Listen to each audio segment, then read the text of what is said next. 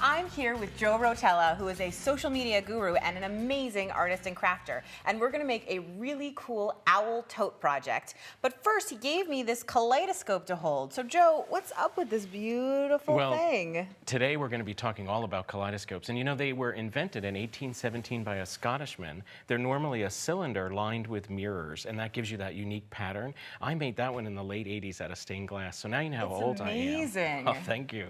So what we're going to focus on today is using kaleidoscopes inside of projects. So in our little owl tote bag, there's a kaleidoscope for his belly, and there's also kaleidoscopes for each one of those little flowers. Let me show you how I made them. Yeah. So I started with the Kaleidoscope software, and it's actually very, very easy to use. It's basically 3 steps. First, you choose an image, and you want to pick an image that has a lot of bright colors in it, a lot of variation I'm in a color girl, so I always like that. And I love this because as soon as you put the image in, it actually shows up in that little mini version up in the upper right. So you can totally preview what it's going to look like. You can, and I have to say, sometimes I sit at work at my real job, and I sit and play and make kaleidoscopes. When I need a break, I'm like, ooh, ooh. Now, if we wanted to have a larger area of the tan, you can actually grab the photo and resize it. And so it's interesting, you can really distort what the image is, because I don't think anybody would be able to look at that final kaleidoscope and know that was fish. No, absolutely. And I think that's the cool part. What you're really focusing on here is colors and patterns, even a little bit of texture. All that visual texture. And you can move it too. If you grab it, you can rotate it. So we could get more of the green in there. I was going to say eyeball. You've got an eyeball kaleidoscope going Exactly. Exactly. And if you wanted to change shapes, there are so many shapes. I'm using a basic circle for the belly of that owl, but for the flowers, you could just choose a flower shape. And look how different that looks. And as we start to move it around, you can really get a dramatically different effect. If we just click, we can see it full size. Oh, I like that. So the steps there, we can really see the fish. You have fish floating all the way around That kind of has an Art Deco feel to me. It does, it does. These were lanterns in Montreal at a botanical gardens. But again, the colors were so bright, they work perfect for a kaleidoscope. So the steps are easy. Just choose your file, your image. Then you want to pick a shape. And I chose, again, that circle with that many points around it. And then you just kind of keep playing until you find just something you really like. And what do you do once you have your kaleidoscope in the computer? Well, that's the cool part. You can go up here and you can actually print it out. And when you print the kaleidoscope, you can print several together, or you can print one large one. You can print it on anything your printer can handle. So you have some printed out right here, right? I did. Now, I printed these out today on image transfer paper.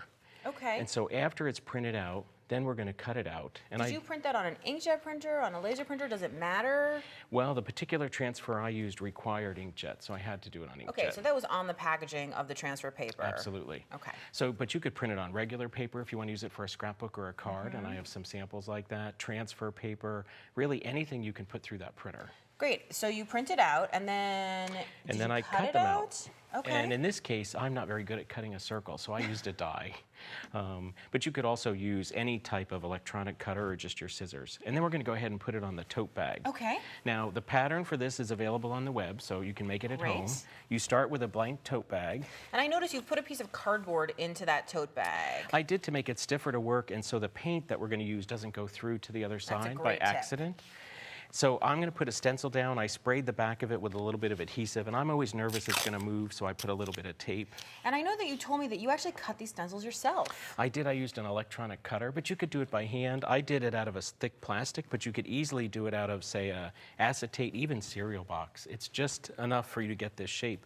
And I know you're an artist, Julie, so you could probably paint this branch. Well, you know, I think everyone's an artist. It's just a matter of freeing your inner artist. So we would go ahead and fill in this whole stencil to go ahead and get the branch. And then when you lift it up, don't worry if you have any parts you're not really happy with, because white paint would fix that. I love anything that can be fixed. It has to be fixable. Once we have the branch done, I think I have a stencil on the back of that bag. I think it's stuck.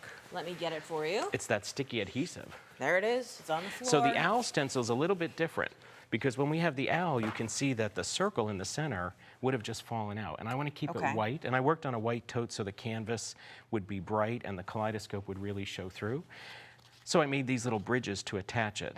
So I won't show you the whole process there. If we stick that down, when we push the paint through, I love that you didn't just clean your brush, did you? I didn't clean my brush. I know, I'm a dirty girl too. I like, just mixing the colors and the serendipity of what happens Well, there. and it's all natural. This is a little owl, right? So how perfect does this little owl even have to be, really? It's true, and everything in nature has tones of color. It's never just a flat color. So I'm just going to quickly go through here just to get these 4 bridge areas so you can see. Now look when we lift it up. The key is, because there's that circle, it's not all the way filled in. You're going to have to take your brush and finish the circle in those 4 areas so that we'd have the whole round owl shape. Very so cool. let me give you that one. And I'll trade you. Now the leaves are really, really fun. So for the leaves, I used some foam stamps. And some people will put the paint on a palette and stick the stamp in it. I actually have trouble with that. I prefer to just take the paint and paint it on the stamp.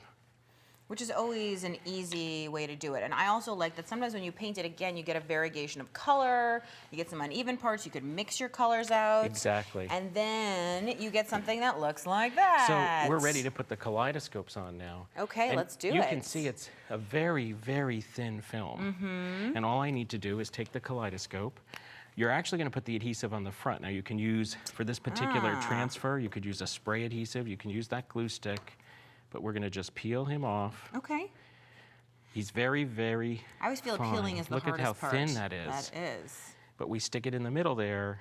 I see, you're putting the wrong side down because of transfer paper, and then you're going to peel the paper off? Exactly. Peel that backing off. Okay, so how long do you have to let it dry? Just like a glue stick, so as long, Perfect. or spray adhesive. And So I did the those same with flowers you all made the with the little kaleidoscope, flowers. you said too. I did, and then I cut them on an electronic cutter. But you could use very fine scissors to do those as well.